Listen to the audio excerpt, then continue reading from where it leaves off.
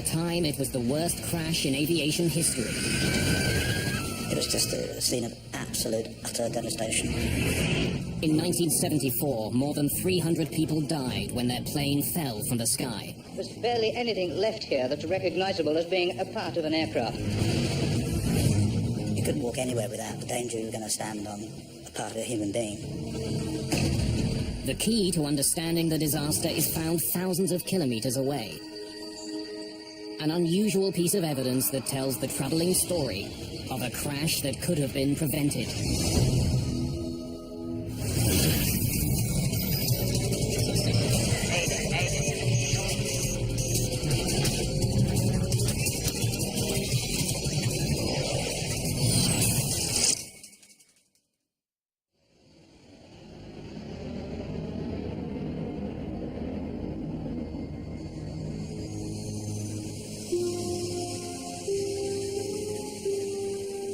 June the 12th, 1972. One of the newest members of American Airlines fleet is in Detroit, Michigan. John, Page? Flight 96, a brand new DC-10, is getting ready for takeoff. Captain Bryce McCormick and co-pilot Paige Whitney have been in the plane for hours. Back there, so when we're in flight, if you can get a chance just to look at that. Detroit is just a stopover on a flight from LA to Buffalo and then to New York. You got there? You ready to try one, Paige? All right, sir.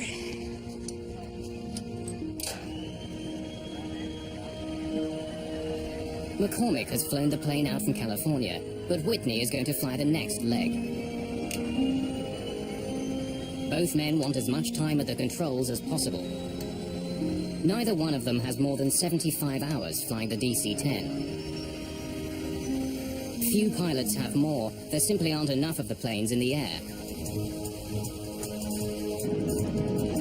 In 1972, the DC-10 had just been introduced.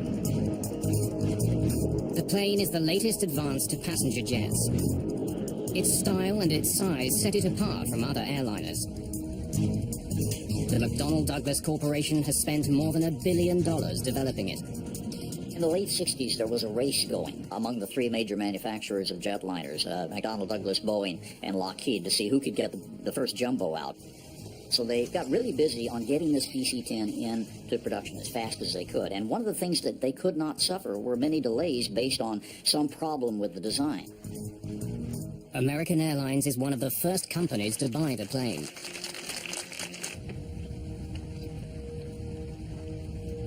Flight 96 is one of those planes.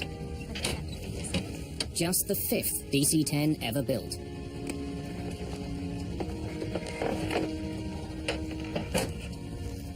Cydia Smith has just been trained to be the chief flight attendant on the DC-10. I was excited because it was one of the first jumbos that we had. And I was going to have the opportunity to fly number one, which is what I always wanted to do on a big jet. I got you.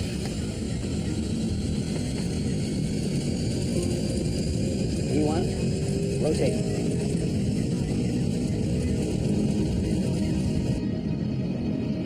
Just after 7 in the evening, Flight 96 lifts off from Detroit Airport.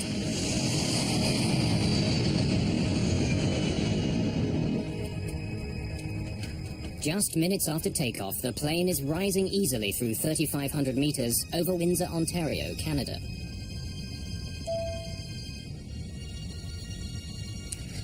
I was sitting in my seat, and the captain had turned off the fasten seatbelts on, and I was making my way to the galley, and I had to go sort of downhill because we were climbing to go to the galley to turn on the coffee.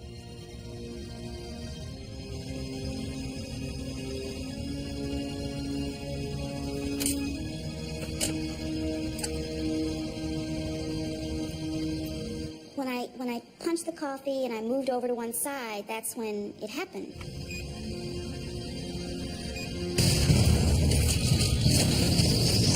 I remember falling over because the plane was like this, but all of a sudden it just went like this.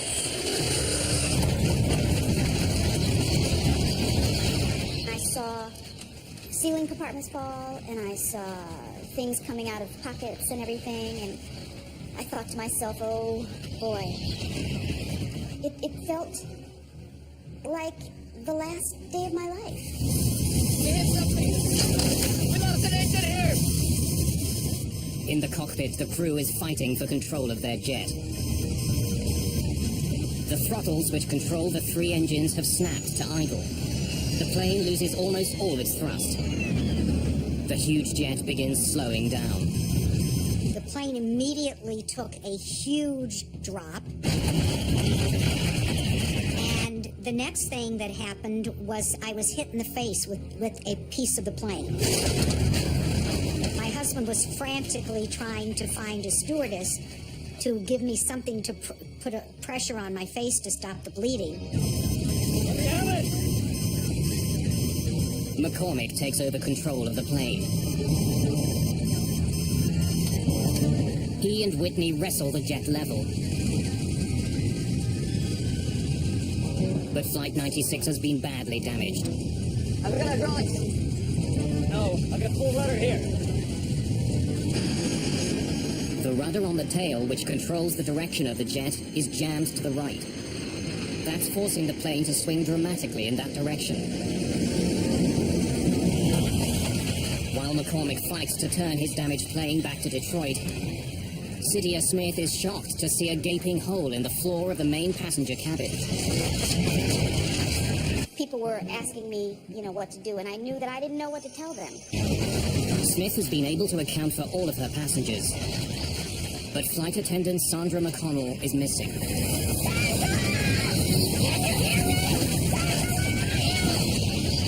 And finally, I saw her come out of one of the bathrooms. McConnell has to cross the hole in the floor to move to safety.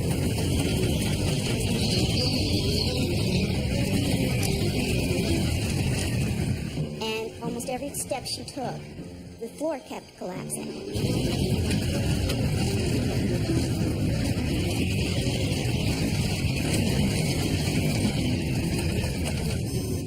The crew brings up power to the engines on the wings.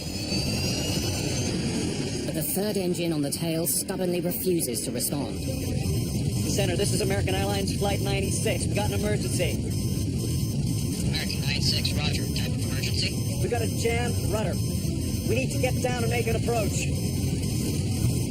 Along with his engine and his rudder, McCormick is also having trouble controlling the elevators on the tail of the plane. They help him move the massive plane up and down. They're slow to respond, but he can move them. The situation isn't completely hopeless. I think it's going to fly! American 96, turn for the right, heading 200. Without complete control of the elevators, and with a rudder that's frozen to the right, McCormick has to use his engines to turn the plane. By increasing the thrust on one side of the plane, he can change direction. But it won't be fast. I have no rudder control whatsoever. So our turns are going to have to be very slow and cautious. All of the passengers move as far away from the hole in the back as possible.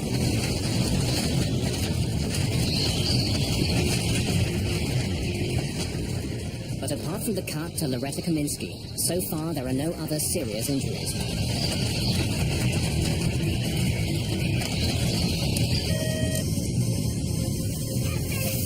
There's a hole in the back of the plane! Hole! What do you want us to do? Get everyone ready for an emergency landing. Bryce McCormick's DC-10 is badly damaged.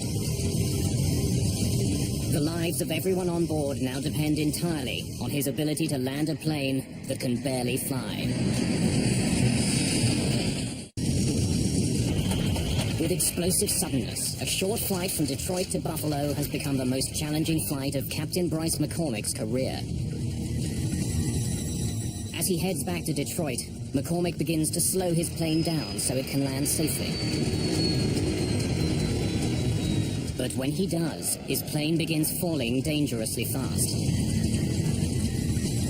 Ideally, McCormick should be descending at 700 feet a minute.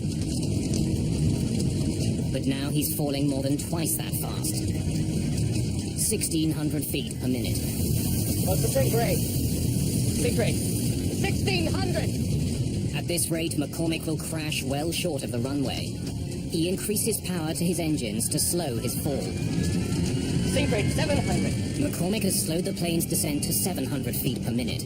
But to do that, he's had to increase his forward airspeed, which means he'll be landing far faster than usual. For the first time since the beginning of the crisis, McCormick talks to the passengers.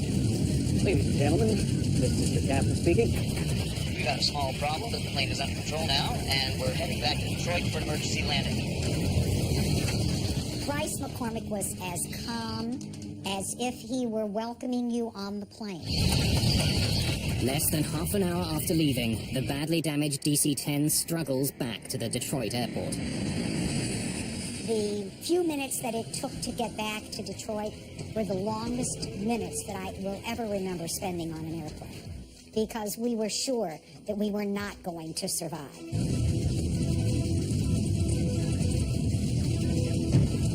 Captain Bryce McCormick now needs to give the jet even more power to push the nose up for landing. His plane is still drifting to the right and traveling fast. I have no rudder to straighten it out when it hits. The DC-10 with 67 people aboard roars toward the runway at almost 300 kilometers an hour.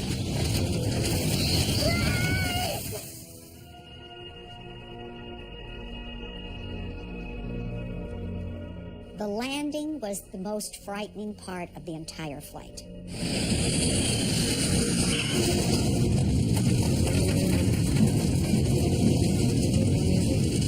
When the plane hits the ground, it begins veering hard to the right. Once the plane landed, it seemed like we just went on forever. I mean, it was just forever. One set of landing gear wheels runs off the runway and through the grass.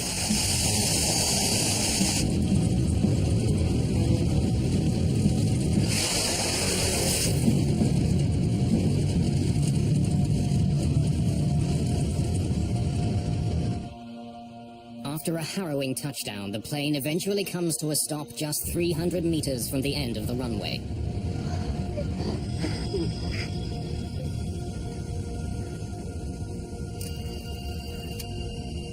Okay. Engines off at your discretion. Shut him down. Every woman wanted to hug him, and he was just amazing. Because it was just at that moment that we all realized that we were alive because of him. That he literally had saved our lives. If you take a look at something like this and you say, well, there's good flying and there's bad flying, this is beyond good. This is superlative. This is using every instinct you have as an airman and all the capabilities you have to stay calm enough to get the situation assessed. With the plane on the ground, the crew has its first opportunity to inspect the damage. The captain and I walked back when everybody was off. We walked back to the back, and we just looked up and saw this hole. And it was just so weird. There's no indication that the jet hit something as the pilots first thought. What has caused such damage to the airliner? The hole was so enormous that if anyone had been sitting in the seats that were there, they would have been sucked out immediately. At that point, they still felt it might have been a bomb. But while the incident had happened with explosive suddenness, no indication of a bomb is found.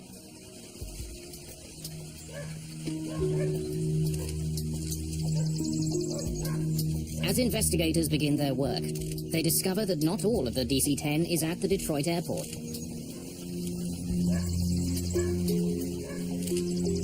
A coffin that the plane was carrying in its cargo hold is discovered 30 kilometers away from the Detroit airport, near Windsor, Ontario, Canada.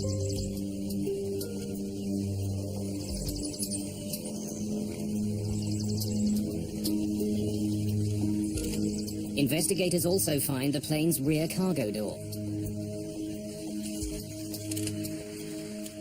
Doors are not supposed to fall off airplanes, especially since it was a rather new airplane. You would not expect something like that to happen. When they examine the cargo area of the plane, they discover that the very design of the door makes it a potential weak spot. Most doors on a jet open inward. In fact, the door is slightly larger than the frame it fits into. As the pressure builds inside a jet, this type of plug door is actually forced into the frame of the aircraft. The design makes the door extremely safe. But McDonnell Douglas designed the cargo door on the DC-10 to open outward. That decision was made to increase the amount of storage space on the plane. When it's closed, hooks on the DC-10's door grab hold of a bar on the plane's doorframe.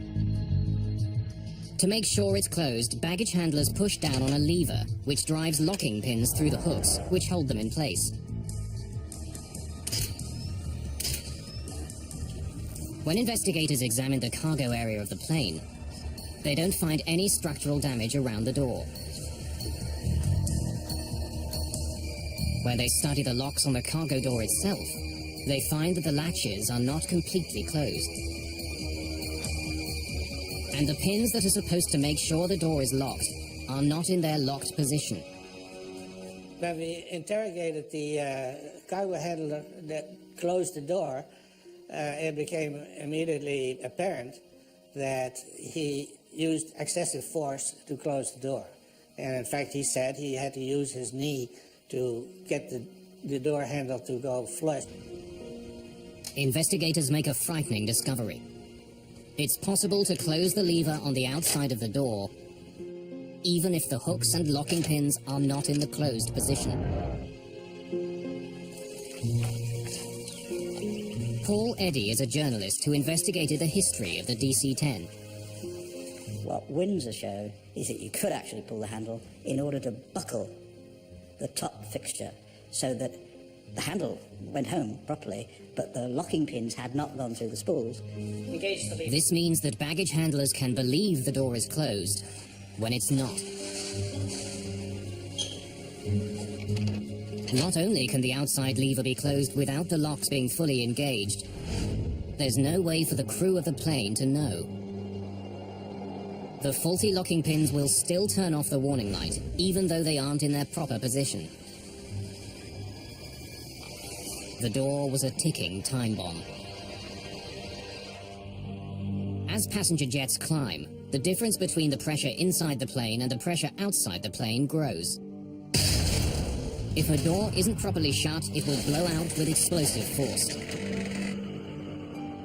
The problem on the American Airlines flight began as the plane passed through 3,500 meters. When the door blew, the coffin in the cargo hold was sucked out. When the air pressure inside the plane was released, anything that wasn't firmly attached was pulled out of the airliner. It's a really startling thing if you're not expecting it. What you've got is a lot of air stuffed inside this pressure vessel that now wants to get out. And the bigger the airplane is, the more powerful the hurricane of air leaving the airplane is during that period of time. By itself, explosive decompression does not make a plane unflyable. So why had Captain McCormick experienced such difficulties controlling his jet? Investigators take a closer look at the back of the plane's cabin and learn that the very design of the DC-10 makes it vulnerable. When the cargo door blew off, there was so much pressure on the floor of the cabin that it collapsed into the cargo compartment below. When it did, the floor ripped into some of the plane's critical control systems. When it collapsed the floor, it took the cables that controlled number 2 engine, and it took most of the cables, or impeded most of the cables that had to do with the flight controls in the back. I think it's going to fly! It left McCormick just enough control to keep his plane level. The remarkable flying of Bryce McCormick had saved the lives of everyone on board Flight 96.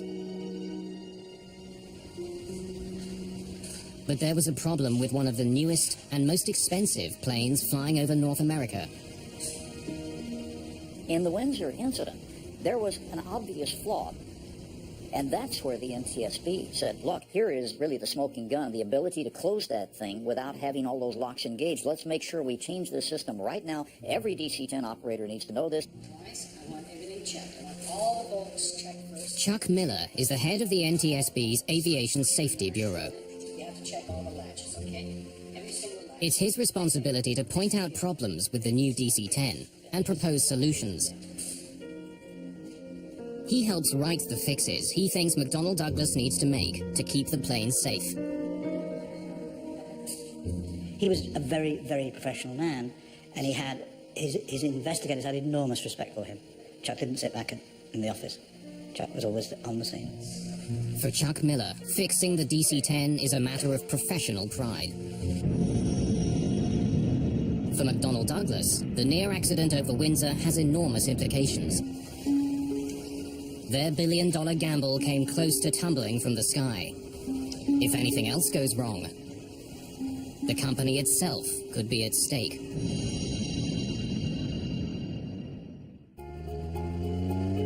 March the 3rd, 1974. A perfect spring-like day in Paris. It's been almost 2 years since a DC-10 came close to crashing near Windsor, Ontario. Now more than 50 of the new planes are flying around the world. One of them, Plane 29, is owned by Turkish Airlines. Normally, the last leg of this trip from Turkey to England wouldn't be very crowded. But today, the DC-10 is filling up fast. People are squeezing into seats throughout the plane. A strike at a British airline has passengers scrambling for any flight back to London. Wendy Wheel is one of many last-minute additions to the flight. A model, she's returning home after a shoot in Spain. We'd been married for 18 months, and we were about to start a family. I believe the secret of her success for modelling was not just that she was a very attractive girl and good model material, but she was generally liked by all the photographers because she had such a pleasing, lovely, liked personality. With all the new passengers boarding, the flight is a little behind schedule. And it's not only the crew who are waiting. At the back of the plane is baggage handler Mohammed Mahmoudi. With all the new passengers, he's not sure if there are any more bags to load.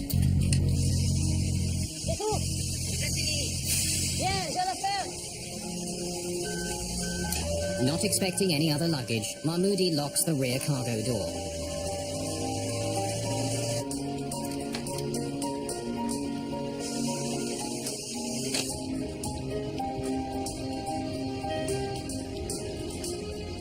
The DC-10 is set to go.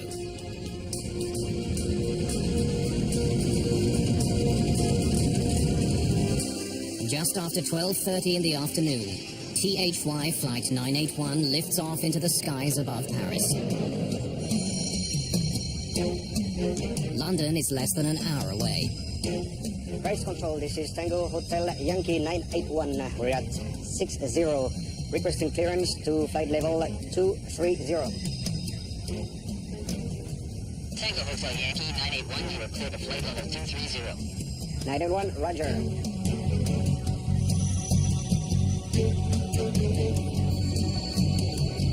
As it flies away from the airport, the DC-10 continues to gain altitude. 2,700 meters. 3,000 meters. 3,300 meters.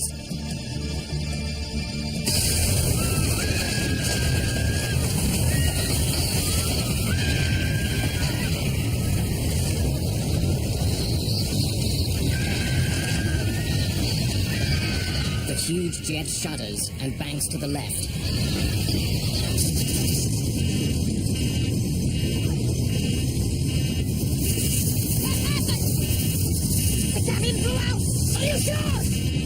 Just 16 seconds after the start of the crisis, the crew struggles to save their crippled jet. The nose is pitching down, the plane picking up speed. Bring it up! I can't bring it up! She doesn't respond! Passengers at the back of the plane witness a horrifying scene. 2 rows of seats have simply disappeared. Through a huge hole in the floor, passengers can see the sky over France. 7,000 feet! Hydraulics! We've lost it! The crew discovers that they have no hydraulic power with which to control the plane. Without it, they can't move their rudder or elevators. Even without its most basic controls, the plane begins to level out. But it's fallen too far. Looks like we're going to hit the ground! Please! The DC-10 is traveling almost 800 kilometers an hour.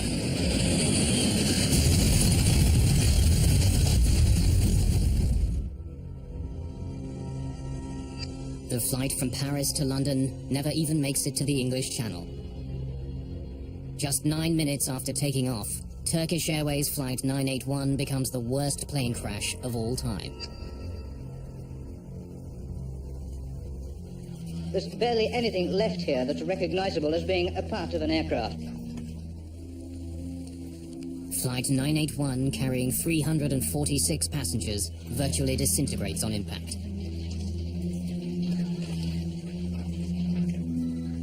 There are no survivors. It was just a scene of absolute, utter devastation. And the litter of personal possessions, electric wires, bits of metal, bits of bodies, just strewn everywhere. I mean, you couldn't walk anywhere without the danger you were going to stand on a part of a human being.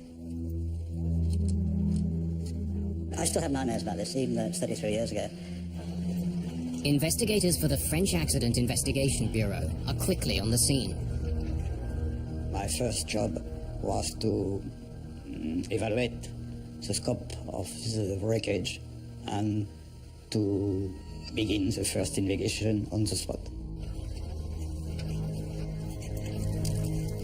At first I was unable to know what has happened.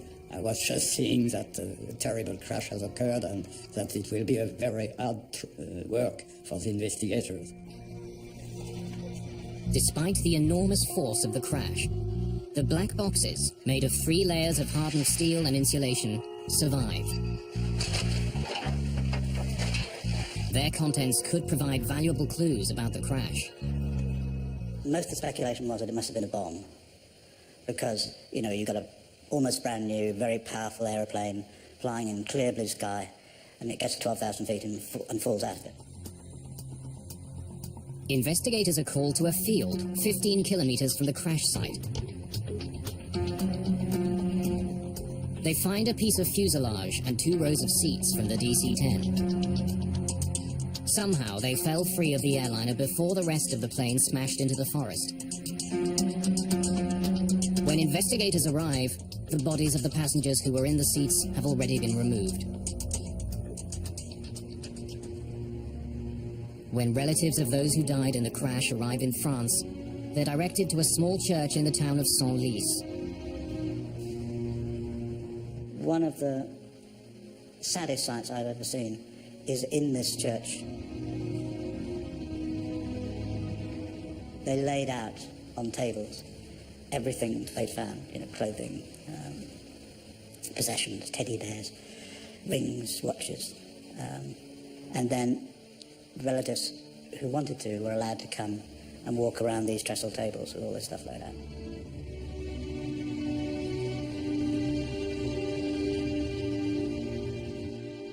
They produced a little packet with my wife's wedding ring and rings, engagement ring. It was all pretty battered up, so you can imagine the thoughts that went through my mind.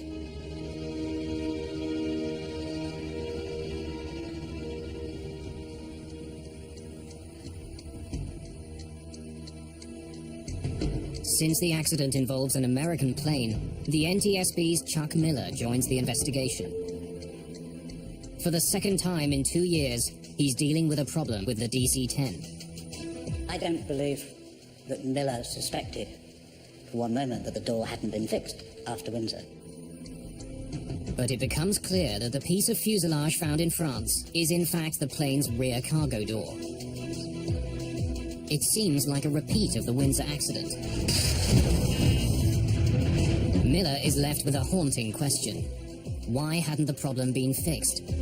When he saw the door, of course, saw that it hadn't been done, the fix hadn't been made. And that's when I think his anger became very, very strong indeed. Miller takes an unusual step.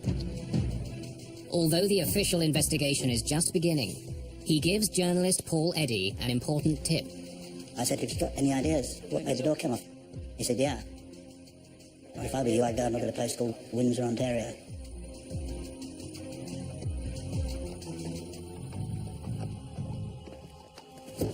Hello. I'm Chuck Miller. Miller shares his suspicions with the French investigators. Please pass these around.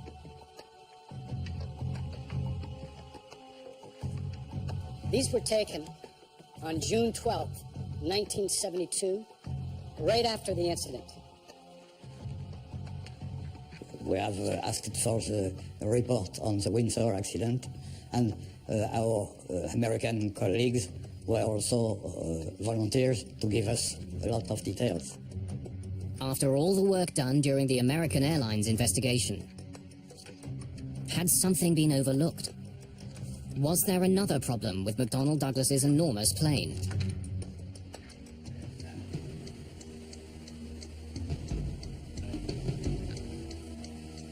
With the information from Chuck Miller, French investigators take a closer look at the plane's cargo door. They make a shocking discovery. There is no new problem. It's just like the American Airlines case all over again. The latches that are supposed to hold the cargo door closed aren't locked. And since 2 rows of seats were sucked out of the DC-10 over Paris, it's clear that the floor on the plane collapsed, just as it had in Windsor.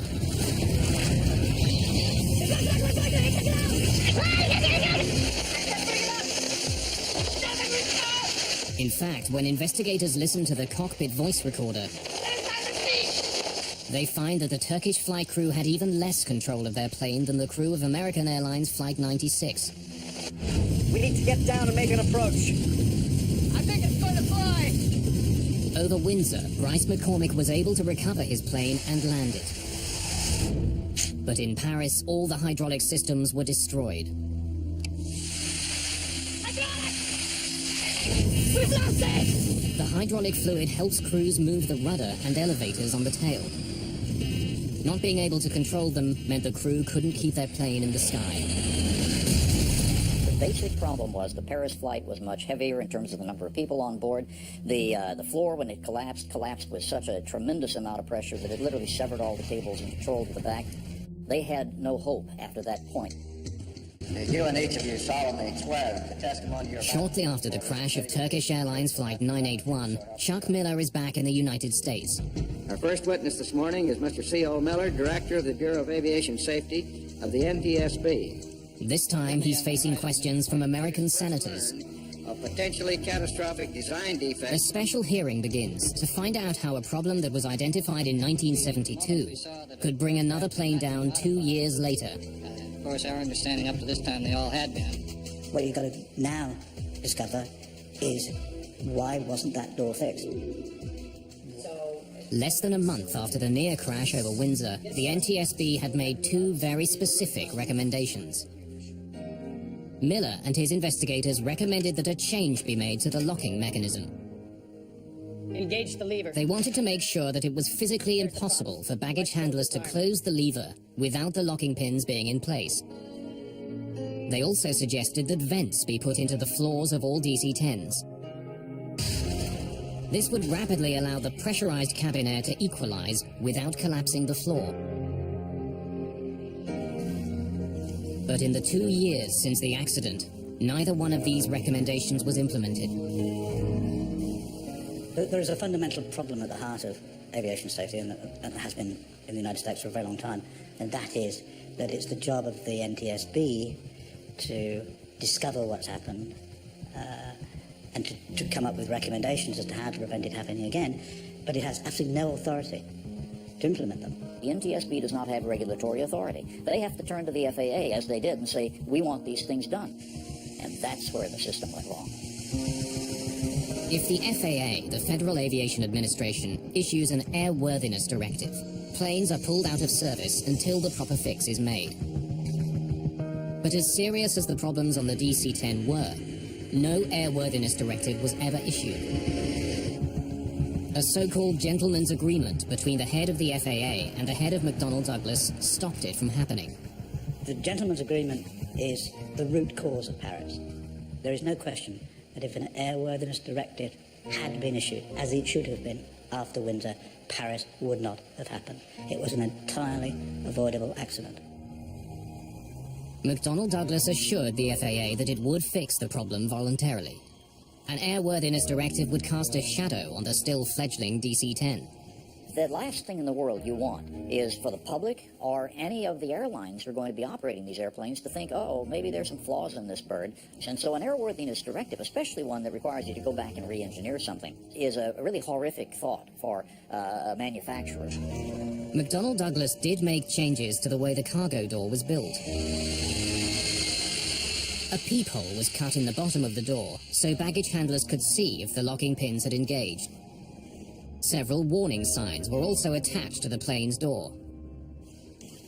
The company also made other changes to the DC-10. These included increasing the length of the locking pins and attaching a plate to the inside of the door. This plate would make it physically impossible to push down the lever if the door wasn't properly locked. But each of the proposed fixes had its own problem. Many baggage handlers didn't know what the small window in the door was for. And the baggage handler in Paris read and spoke 3 languages, but not English, the only language in which the warning signs were written. The support plate that was supposed to be installed in the door was never attached to the jet that crashed in Paris. Papers confirming the completion of the work are also uncovered. But no matter what the paper trail says, the fix was never made.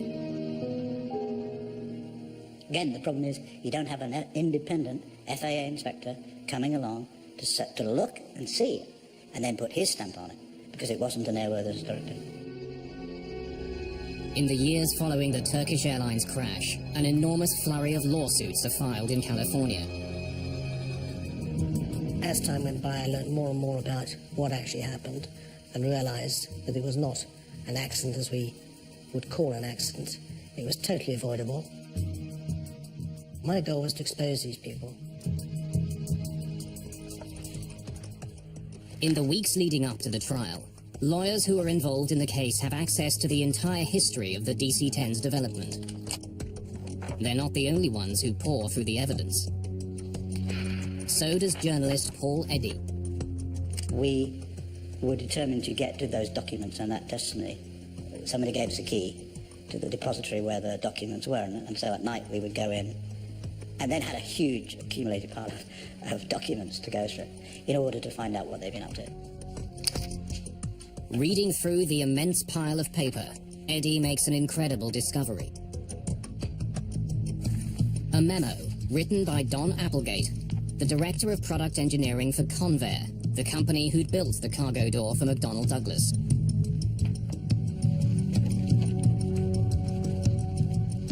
I think the point when we knew we got them was the Applegate memorandum that specifically pre-warned this would happen.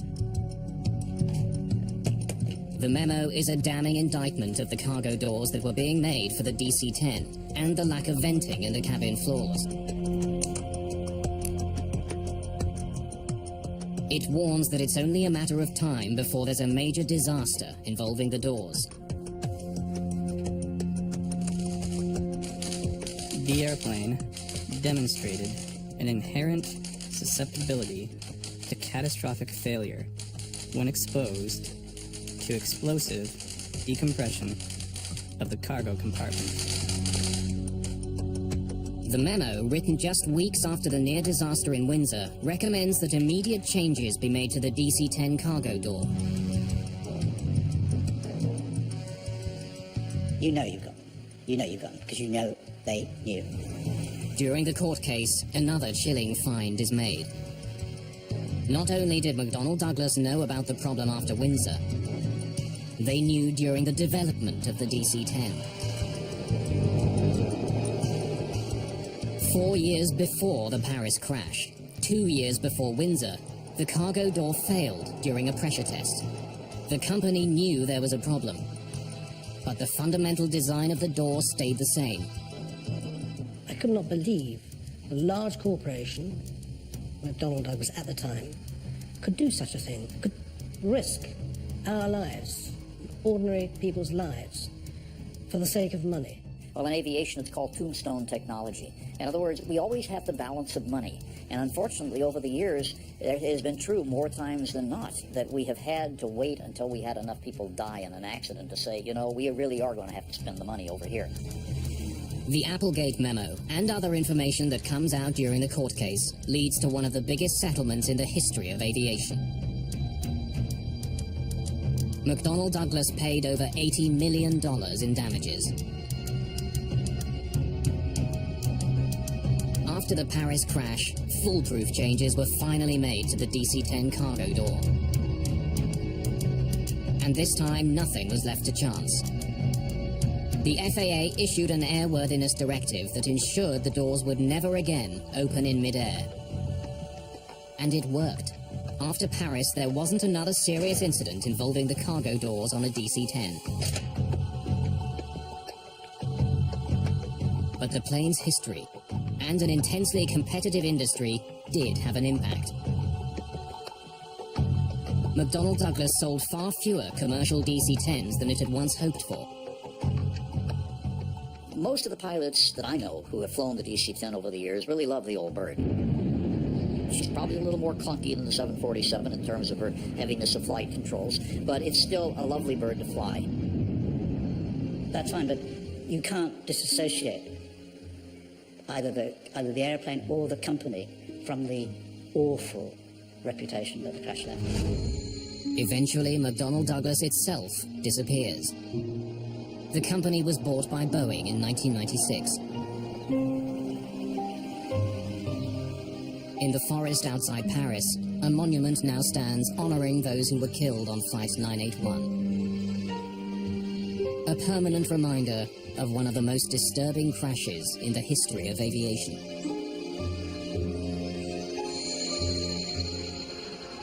You never forget.